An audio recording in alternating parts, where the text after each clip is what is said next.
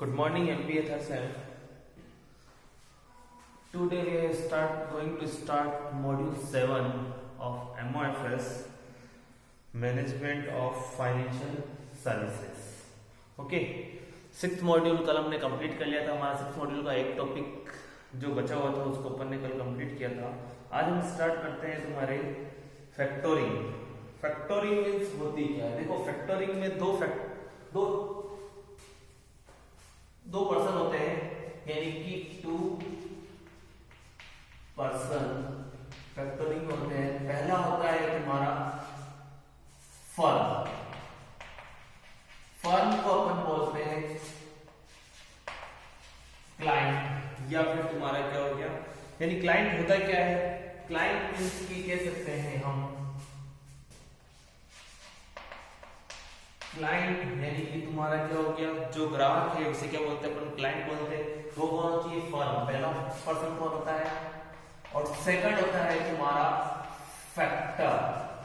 Factor जो होता है वो होता है फाइनेंशियल इंस्टीट्यूशन. Financial institution. ये दो पर्सन होते हैं. फर्स्ट होता है तुम्हारा क्लाइंट, जो कौन होती है? फर्म होती है. और सेकंड होता है फैक्टर. फैक्टर कौन होता है? Financial institution. ओके, ये दो पर्सन फैक्टोरिंग में यूज होते हैं. ये दोनों पर्सन फैक्टोरिंग में वर्क करते हैं. अब देखो, फर्म ने मिस्टर एक्स को क्या किया? गुड्स सोल्ड किया. समझना इस चीज को. On credit basis. किस बेस पर किया? Credit basis. क्रेडिट पर मिस्टर एक्स को, एक फर्म ने मिस्टर एक्स को गुड्स सेंड किया. किस बेस पर? क्रेडिट बेस पर. अब मिस्टर एक्स को गुड्स सेंड किया और मिस्टर एक्स अब कब देगा पैसे? जब उसके पास में अवेलेबल होंगे, जब उसके पास में मनी होगी तब वो देगा. तो फर्म ने क्या किया? एक फैक्टर अपॉइंट किया. फैक्टर अपॉइंट किया फर्म ने. एक फैक्टर को ढूंढा, यानी कि उसने क्या कर दिया? ऐसे फाइनेंशियल इंस्टीट्यूशन से संपर्क किया या फिर उससे मिली जाकर के. यानी कि हम कह सकते हैं फैक्टर कौन होता है? तुम्हारा फाइनेंशियल इंस्टीट्यूशन. अब फैक्टर फर्म ने क्या किया? फाइनेंशियल इंस्टीट्यूशन से जाकर के कांटेक्ट किया कि मैंने मिस्टर एक्स को इतने रुपए का 10 लाख रुपीस का गुड सेंड किया है और वो मुझे पेमेंट करेगा आफ्टर 1 ईयर. ओके, कब पेमेंट करेगा? After 1 year. डेट दे रखी उन्होंने कि डेट है तुम्हारी 25 अगस्त 2021 को वो मुझे पेमेंट करेगा. समझ गए? तो फर्म को पैसे की जरूरत अभी है, फर्म को मनी की रिक्वायरमेंट अभी है. फर्म ने क्या किया? एक फैक्टर को अपॉइंट किया, फाइनेंशियल इंस्टीट्यूशंस को कांटेक्ट किया जो फैक्टरिंग करती है. तो उसने क्या कर दिया? फर्म ने कह दिया कि मिस्टर एक्स को मैंने 10 लाख रुपीस का गुड्स सेंड किया है, सोल्ड किया है और वो मुझे पेमेंट करेगा 25 अगस्त 2011 को. अब बट मुझे अभी पैसा चाहिए, मुझे मेरी मैन्युफैक्चरिंग को और भी इंप्रूवमेंट के लिए मुझे मशीनरी परचेस करनी, इसके लिए मुझे अभी पैसा चाहिए. तो आप मेरे क्या करो? मिस्टर एक्स ने जो मुझे बिल्स रिसीवेबल प्रोवाइड किए हैं वो मैं आपको ट्रांसफर कर देती हूँ. फर्म क्या कर रही है? अपनी जो बिल्स रिसीवेबल है, जो मिस्टर एक्स ने उन्हें पेमेंट के लिए एक सिक्योरिटी दी है, वो क्या कर दिया? यहां पर फैक्टर्स को इश्यू कर लेगी और उनसे क्या ले लेगी? 10 लाख रुपीस क्या लेगी? Cash 10 lakh rupees. अब जो फैक्टर है, जो फाइनेंशियल इंस्टीट्यूशन है, वो ओनली बीआर पर ही 10 लाख रुपीस नहीं देगी. यानी ऐसा नहीं है कि मैं तुम्हें अपनी सर्टिफिकेट देके कह दूं कि मुझे 10 लाख रुपीस चाहिए तो तुम क्या हो? मुझे क्या मिला? राइट है? तो फैक्टर क्या करती है? इस 10 लाख रुपीस में से कुछ डिस्काउंट डिडक्ट करके, डिस्काउंट को लेस करने के बाद में क्या करती है? उसे प्रोवाइड करती है. यानी कि फर्म फैक्टर ने कहा, फाइनेंशियल इंस्टीट्यूशन ने कहा कि मुझे 1 साल का क्या चाहिए? ब्याज चाहिए। मैं अगर तुम्हें 10 लाख रुपीस दे रहा हूं तो मुझे 1 साल का क्या चाहिए, ब्याज चाहिए। यानी कि मैं तुम्हें क्या करूंगा, मेरे को सामने वाले से कितने मिलेंगे, 10 लाख रुपीस। मैं तुम्हें पूरे के पूरे 10 लाख रुपीस नहीं दूंगा। मैं कितने दूंगा तुम्हें, हो सकता है 9,50,000 रुपीस की कलेक्शन हो और इतने ही पेमेंट करूंगा। ओके, अब 25 अगस्त 2021 को मिस्टर एक्स जो है वो फाइनेंशियल इंस्टीट्यूशन कितने पे करेगा, 10 लाख रुपीस। और फाइनेंशियल इंस्टीट्यूशंस ने आज एट प्रेजेंट फर्म को कितना पेमेंट किया है, 9,50,000। जो बचा हुआ डिफरेंस अमाउंट है, यानी 50,000 का जो डिफरेंस अमाउंट है वो क्या हो गया, फाइनेंशियल इंस्टीट्यूशंस का डिस्काउंट जो उसने क्या किया, फर्म को पेमेंट के टाइम पर काट दिया था। यानी कि ये उसका क्या हो गया, एक तरह से कह सकते हैं इंटरेस्ट ऑफ फैक्टरिंग मनी। यानी कि जिसने जितना उसने फैक्टरिंग की है उतने उसको क्या मिल गई, उस मनी का उसे क्या मिला है, इंटरेस्ट मिला है। ये होती है फैक्टरिंग। देखो, factoring implies a financial arrangement between the factor and client. यानी कि जो फैक्टरिंग है वो क्या करती है, इंप्लाइज कहाँ लागू होती है, फाइनेंशियल अरेंजमेंट के लिए फैक्टर्स और क्लाइंट के बीच में। ठीक है, इन विच द फर्म मींस क्या हुआ तुम्हारा, client, in which the firm advance in return of for receivable। यानी फर्म क्या करती है, एडवांस में रिटर्न ले लेती है, रिसीवेबल का रिटर्न ले लेती है, return from a financial institution. किससे लेती है, एडवांस में, जो तुमने advance in return for receivable. यानी कि एडवांस में क्या करते हैं, उसने रिसीवेबल का रिटर्न ले लिया फ्रॉम किससे, अ फाइनेंशियल इंस्टीट्यूशन, यानी कि फैक्टर से। Factor, it is a financing technique in which there is an outright selling at trade डेब्ट by a firm to a third party factor of discounted price. Okay, यानी क्या हो गया, अभी अपने डिस्कस किया था वही चीजें कि पहले क्या क्या फर्म क्या करती है, एक पर्सन को सेल करती है और फिर उससे एडवांस में रिटर्न चाहिए होता है, जो उसने क्रेडिट सेल्स की उसका रिटर्न चाहिए था, तो क्या करती है, फाइनेंशियल इंस्टीट्यूशन से वो रिटर्न रिसीव कर ली थी। किसके अगेंस्ट, रिसीवेबल के against, with after deducting discounted price. अब फैक्टर जो अमाउंट पे करेगा उसमें से वो क्या डिडक्ट करेगा, जो डिस्काउंट बनता है, जो 1 साल का इंटरेस्ट बनता है। यानी कि जिस स्पेसिफिक डेट को फैक्टर जो पार्टी है, थर्ड पार्टी होगी, पेमेंट करेगी, उस तारीख, उस डेट तक का इंटरेस्ट क्या करेगी, फैक्टर लेस करने के बाद में आपको पेमेंट करेगा। समझ में आ गया।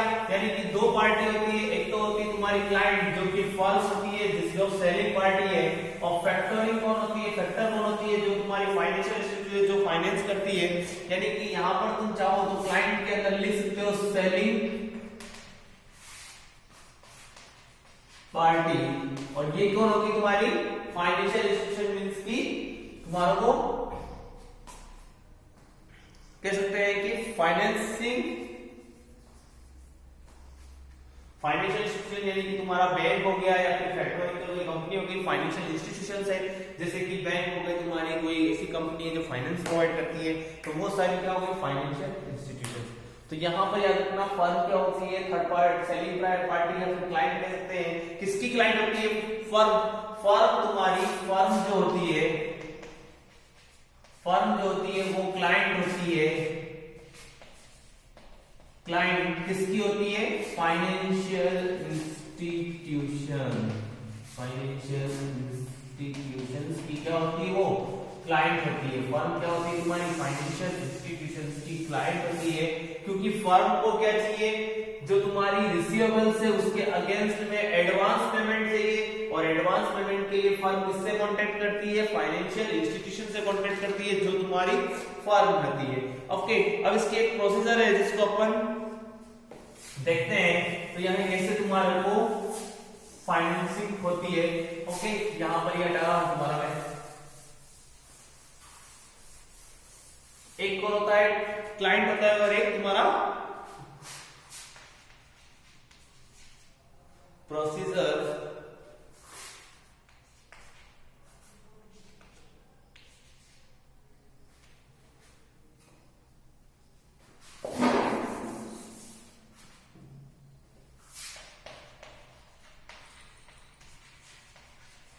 प्रोसीजर, अब देखो प्रोसीजर में क्या होता होता है, पहला होता है तुम्हारा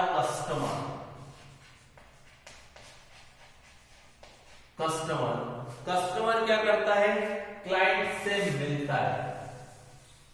समझना इस चीज को, कस्टमर क्या करता है, क्लाइंट से मिलता है।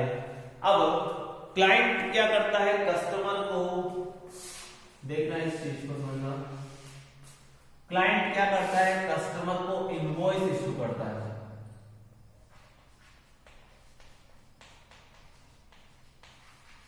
इशू क्या करता है, इनवॉइस इशू करता है। और जो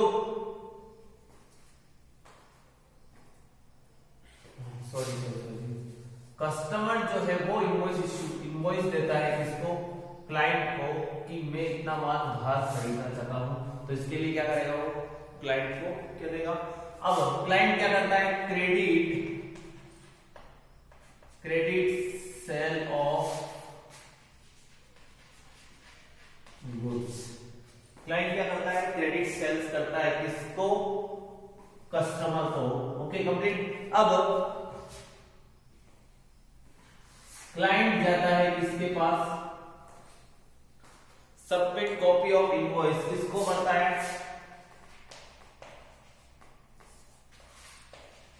सबमिट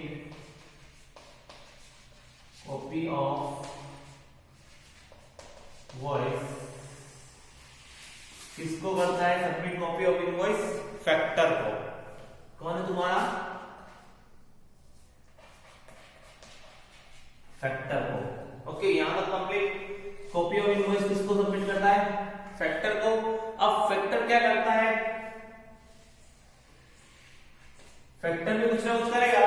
तो फैक्टर क्या कर रहा है तुम्हारा, payment up to 80% inventory. Okay payment up to 80% initially payment करता है कितना, 80%। किसको, क्लाइंट को। फैक्टर क्या करता है, 80% पेमेंट करता है, इनिशियली पेमेंट करता है किसको, तुम्हारे क्लाइंट को। अब कस्टमर किसको पेमेंट करेगा, कस्टमर पेमेंट करेगा पेमेंट ऑफ अमाउंट।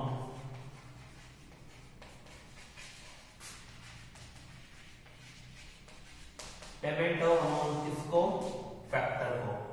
जब कस्टमर पेमेंट कर देगा फैक्टर को, उसके बाद में फिर से फैक्टर क्या करेगा, पेमेंट ऑफ बैलेंस अमाउंट।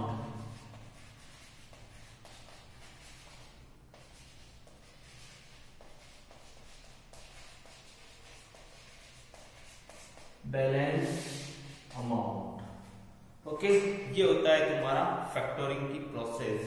क्या हो गया, पहले कस्टमर ने इनवॉइस किया किसको, क्लाइंट को। क्लाइंट ने क्या किया, गुड सेल किया, सोल्ड किया किसको,